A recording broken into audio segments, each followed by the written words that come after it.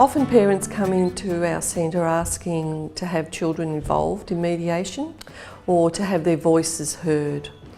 We would much prefer that parents made those arrangements and that it didn't involve children.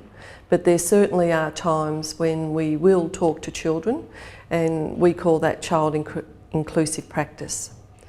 A child between school age, perhaps 5 to 17 or 18, will be invited to come in and talk with a trained practitioner.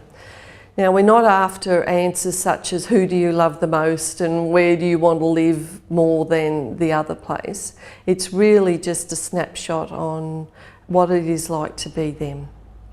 We'll often ask them if they have a sense of when mum and dad separated, and I'm always astounded at the memories that they have associated with that. So we talk to them probably 35-40 minutes.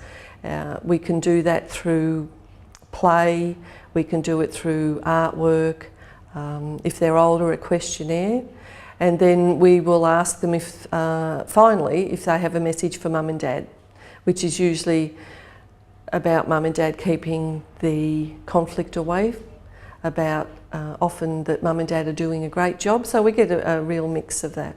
Then that information is compiled and taken back to mum and dad in a mediation. Initially we would have a mediation, then the child inclusive practice, then another mediation with that information. We have to know that it's really safe for children to be able to do that, so there is quite a screening process of mum and dad and before we would even start.